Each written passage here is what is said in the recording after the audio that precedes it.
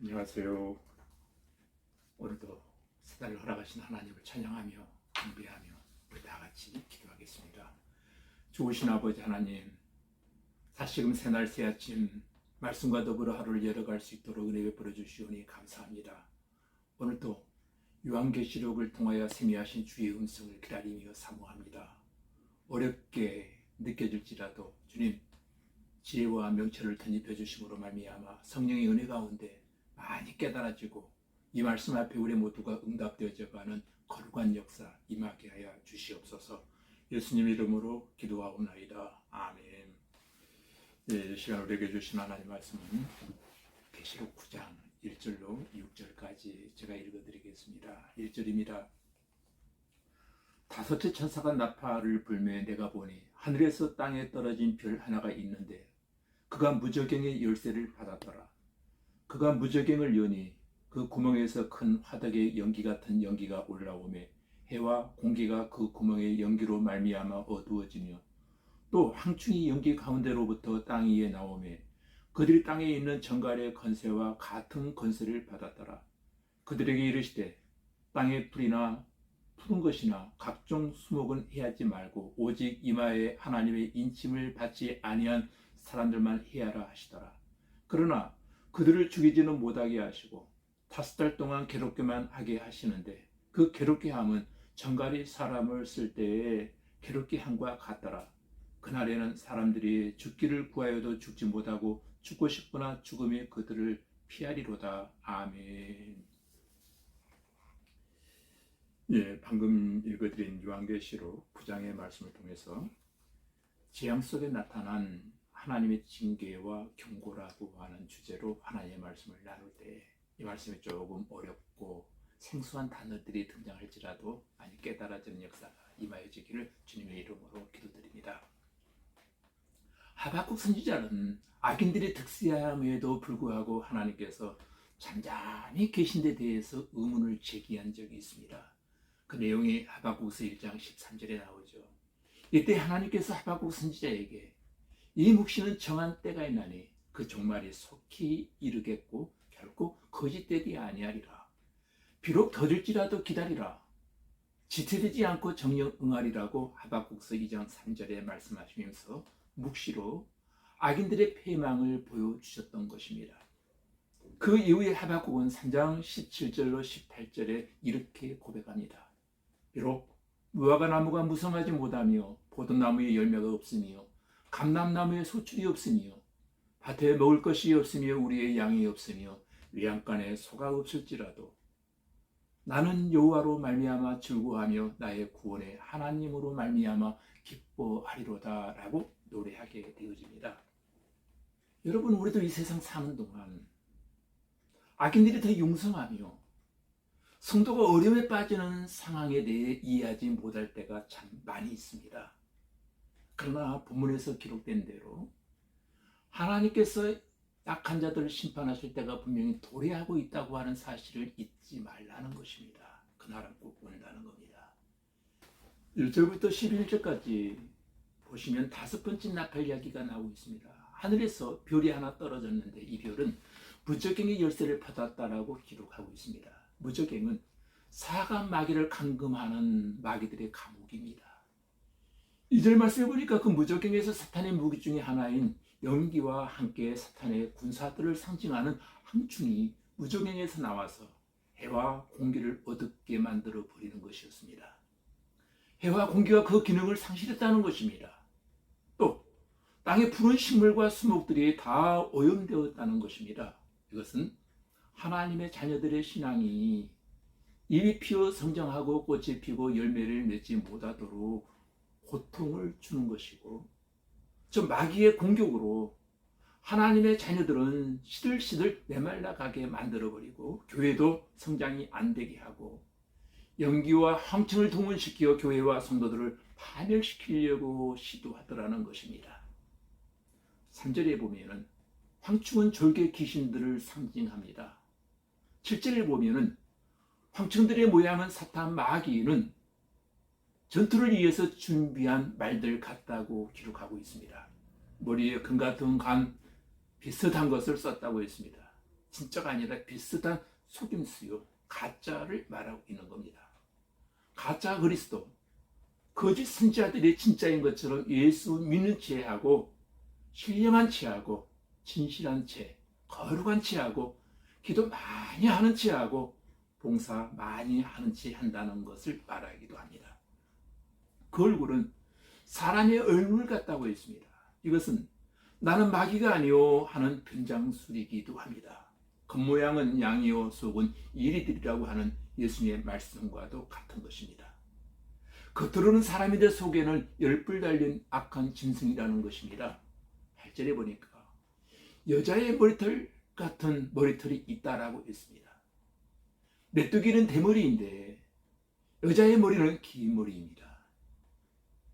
여러분, 여자의 머리로 천의 얼굴을 만듭니다.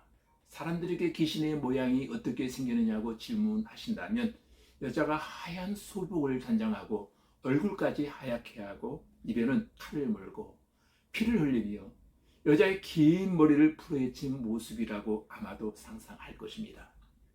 그 머리털만 보아도 나는 귀신이다. 머리털 없는 대머리 메뚜기가 직감적으로 귀신이라는 생각을 들게 한 계시이기도 합니다.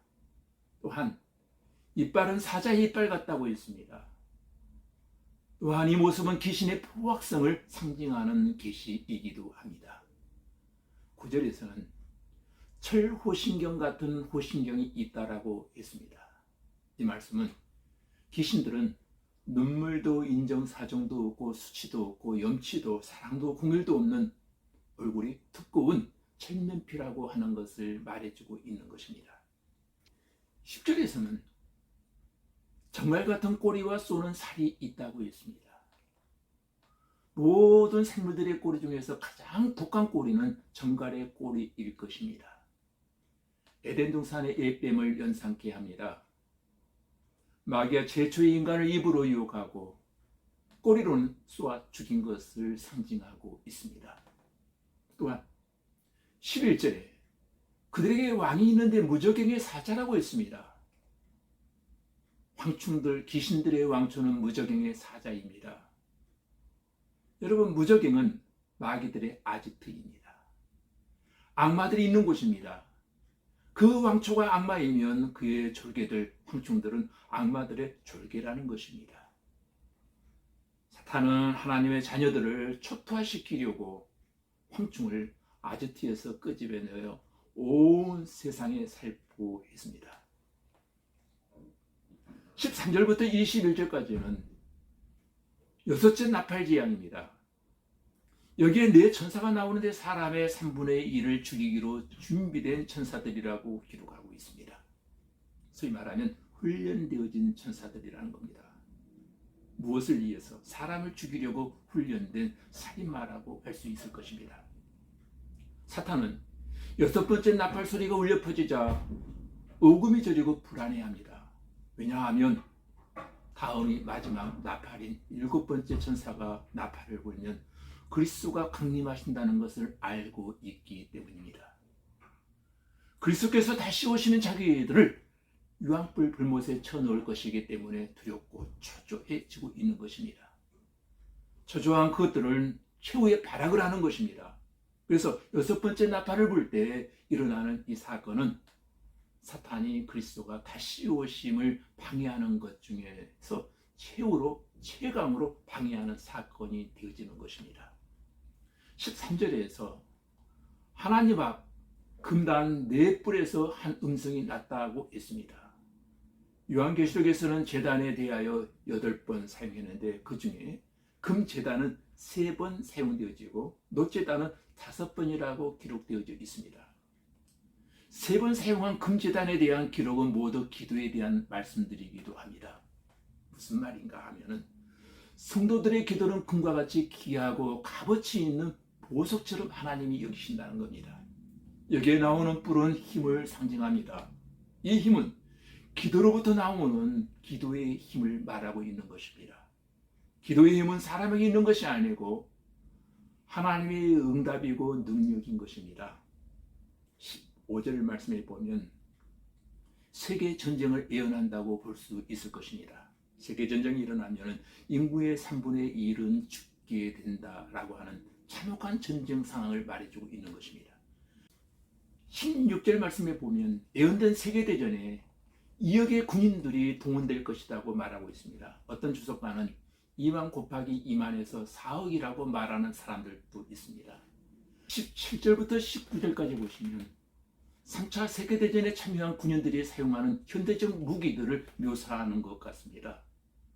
군인들은 불빛과 자주빛과 유황빛 흉갑으로 무장하였고 그들이 조종하는 탱크나 비행기나 기타 무기들은 그 입에서 불과 연기와 유황을 내뿜을 때 그것들로 인하여 사람들을 죽일 것이라는 것입니다.